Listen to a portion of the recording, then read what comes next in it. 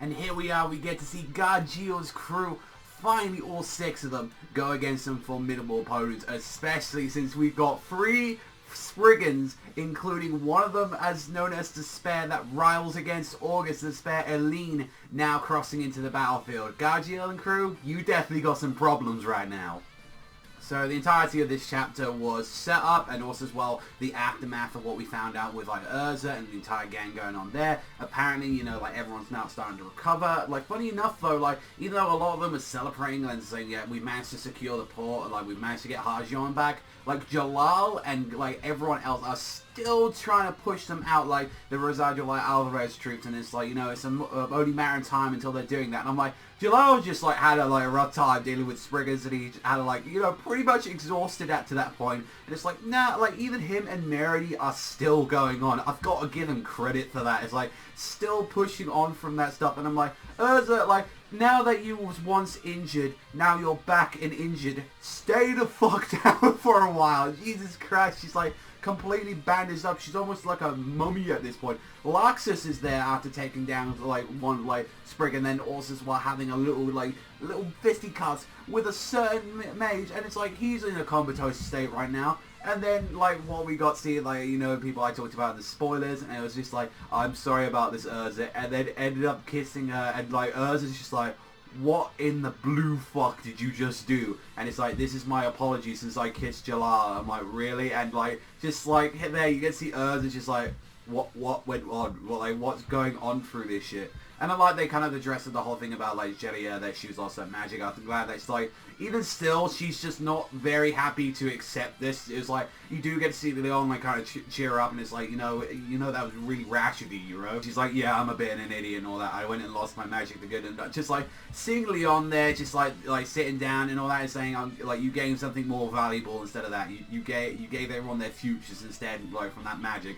And seeing, like, out of all of the people out there, you see Tamaria chained up and imprisoned and beaten the fuck up, and it was like, wow, look, now the shoe's on the other foot right now. You was making fun of Brandish because of this situation, or as you call, like, Randy, and she's just saying, like, oh, she's a prisoner of war right now? Oh, splendid, like, she must be miserable. And then she's there crying, and I still think there's more to these characters, because obviously it's like, why would we see a lot more of, like Brandish and also as well like Demaria? I still feel like there's a relationship between these characters that we don't know yet, so I feel like we might be able to see more of her later on throughout the series. And it was good timing because we actually go, like, next page we turn over to see what Brandish is talking about, and she's saying like, I'm not gonna help you guys. I'm not gonna ally with you. I am in debt with Lucy though. This is a one-time deal though, and that is why I'm willing to like negotiate with August. And since like he raised me as a little kid, you know, he raised me, he's pretty much like my grandfather at this point. I know him all that, and it's like the two are peerless like in skills, and it's like, you know, one thing I can do is like, you know, how like negotiate how like he's gonna pull back. And even with that like situation going there, Natsu's like, I don't give a fuck, I'll beat the shit out of August. And it's like, really?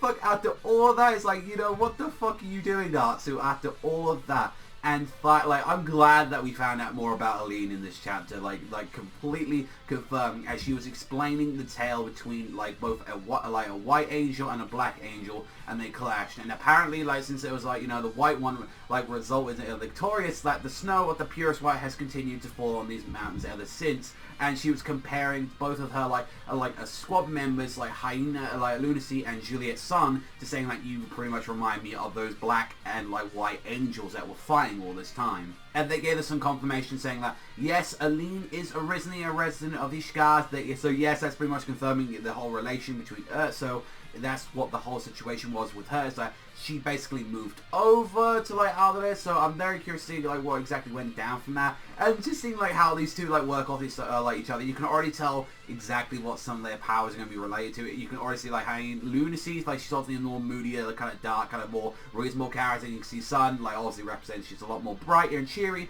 And the fact that it's got Lunacy, well, obviously representing the moon, and then she's got a little moon crescent like in her hair, and then obviously Juliet's Sun probably going to be bright, going to be yellow, probably going to have like, you know, bright personality. It definitely showed that these two are going to work off each other, that they're going to be the moon and sun combo. Then going to be interesting how that actually works into their powers. Like the sun, maybe it's going to be bright, going to be like fireball techniques. The moon, like maybe it's just going to be like firing off rocks, lasers. Like, I'm kind of curious about those powers, since she looks more like a shinobi than anything else. And the interesting thing is like when she's like, well, Eileen was saying about, like, out of the two of you and all that, like, the battle, I wonder who'd become victorious, and the two actually looked a little bit nervous, and it was a bit worried, saying, please don't make us fight each other. So that definitely shows that these two are, like, definitely, like, on the same power level with each other, since they, like, it seems like these two have fought before, and they haven't been able to, like, seemingly, like, make a, like, a draw or anything like that. Or maybe it gets interrupted every time. And seeing Eileen's power already going into this, that she's able to, like, turn the entire snowy landscape into a spring wonderland just by a tap of the staff. And it's like,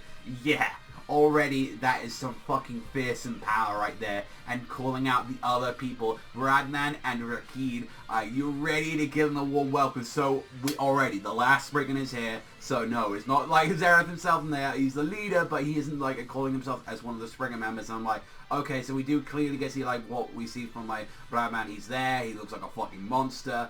Like from what we saw of Rahkeid though, like from what we see, he seemingly has like two poles or two kind of like stats or scrolls behind him. Like either they're scrolls like for magic, like that would be kind of interesting if you use the scrolls in some way, like stats, but like bows. Like I'm kind of curious about that, like exactly that character. Why exactly is he being like just left out for a while? Mind you, we didn't see Nineheart for an explicit like very long time. And going back onto the fairy tale side, we get to see that they're literally beating the dog shit out of these pieces of shit and trying to get everyone off the executions. Like I said, like they being holed up. Like we get to see like Gajeel's trying to get rid of like Sting. You try to like see like Yukino's being rescued by Mira. You got like Letty trying to get Rogue. You got Elfman trying to pick up the blue like Boo Pegasus members alongside with like Panther Lady. And like from what we saw of them, it's like we're pathetic. And I'm like, well, considering that you got off screen like that, I'd be yeah.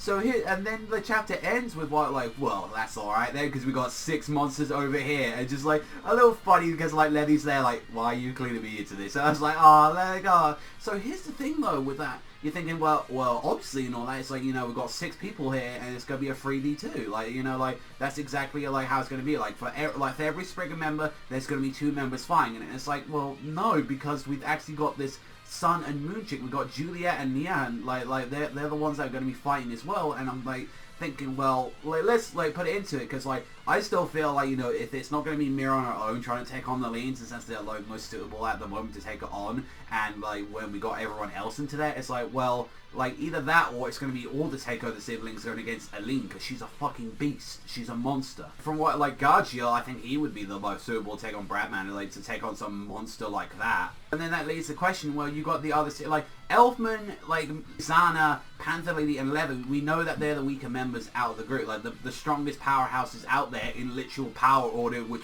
like I would say Gajeel and Mira. I think Mira is still stronger than like Gajeel, like obviously because she has the different forms, and like the Shadow Dragon form is goddamn strong and all that, but I still think Mira is a bit stronger than like Gajeel, but only by a small amount. That's only really because she attained that new ability. Able to, like you say, like a sailor is a goddamn like intimidating fucking opponent. So that's the only reason I'm putting her up there. And then it would go next one obviously being Gajeel, but people can debate which one of them is stronger. Then Elfman. Then I would say probably maybe Panther Lady or Lisana, and then obviously being the weaker one is probably Levy. Out of all these people and all that, do you really think Elfman and fucking like Panther Lady are going to take on like a Spriggan on their own? So here I'm thinking like they're going to have some reinforcements. I definitely think Levy and at least Lizana are going to be like the ones that are going to try and take on like Juliet and Nihana, like the Sun and Moon combo. I feel like those are the ones that are going to be taken on. That would make sense there. Elfman maybe take on a Spriggan member, but I feel like we are going to need reinforcements. I feel like we still haven't seen the Irration Seis yet, and a lot of people saying, oh, since it was like the 6 monsters, people were referring to the Irration Seis. It's like, no, I still feel like they're going to appear somewhere. Whether or not they're going to be appearing here to go give out some backup, that would be kind of interesting if we had, like maybe Gajeel has to take on Bradman, but he has like the backup of Cobra. Or it could be entirely switched up, like maybe all the Irration Seis are going to deal with Eileen while the others try and deal with the other Spriggan members. But either way, it's like if Levy's going to be there trying to take on one of like Eileen's squad members, which seemingly be like equal power level to each other, which I'm guessing they are goddamn strong. It's like I don't see anyone else taking down a Spriggan member apart from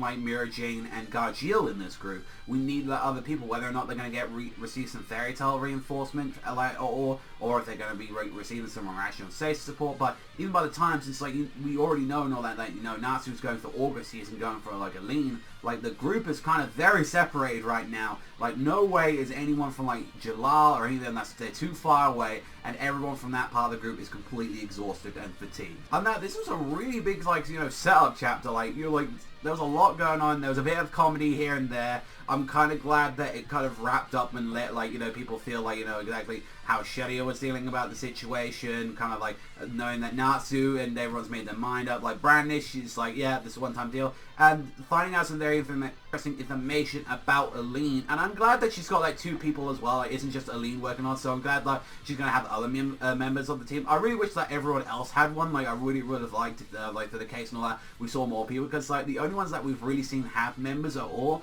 from what we've seen is like Brandish, Gajeel. There's only been a few of them that have had like they're showing off their members, and I felt like, well, that would be pretty much great. And if they ever wanted to do like more filler, like if the anime came back, then you could have gave us like a lot more of their people as well. It was a good setup chapter, although I'm a little bit concerned. It's like when you're coming into it, it's like, yeah, you got Gajeel and Mira. They're definitely ones that look like can take down Spriggans, although if they're going against Eileen, I hardly doubt if Mira Jane could take her on her own. It still feels like that's something for Urza, since it's definitely pointing as well that there's a relation to Urza all the way from that point. Apart from that, it's like, yeah, like Panthaliddy, you know, he's mildly strong, but he's never really taken down a main member by himself. Panthaliddy has always just kind of been more that like support thing alongside Levi, and like same thing can be said for like Lizana. Elfman, like the most powerfulest like thing that he's ever taken down was Barkus in the Grand Magic Games, and I mean, because he was mildly strong, but I mean, it's fucking Barkus, and you compare him to like all the more intimidating foes that we've had. I definitely think I give this chapter about a 7.5. It's a good setup chapter. I'm nicely kind of intrigued some of these characters. I'm glad that Eileen's got some people there. I'm also as well glad that it kind of wrapped up some things between everyone else, and there's also definitely some interesting thing going on with, like, from what we can see with Brandish. Maria, I really want to see what's going on with that. And then clearly as well, Brandish, she has no intention at all of helping them at all, but then at the same time, she's going to at least try and like push August back, and I feel like that's going to instigate something, like maybe or like August is going to blast a hole in her, and that's what's going to snap Natsu and everyone else to go attack him. I honestly have to wait and see, but I'm looking forward to like the next chapter being called 5 Days Worth of Food, so I'm curious about that fucking title. And also as well, like Rahkeid, I really want to know who the fuck this guy is and see a little bit more about it, especially Bradman as well. Like out of the 2, I really want those fights. I really want to see what's going to happen with that, and then like turn over and just see Eileen just like wiped everyone out. So I'm really excited for these 3 Spriggans especially. Well, Fairy Tail as much as I do, then you hit that like, you hit that subscribe, you hit all the beautiful stuff down there, and I'll see you beautiful bastards next time.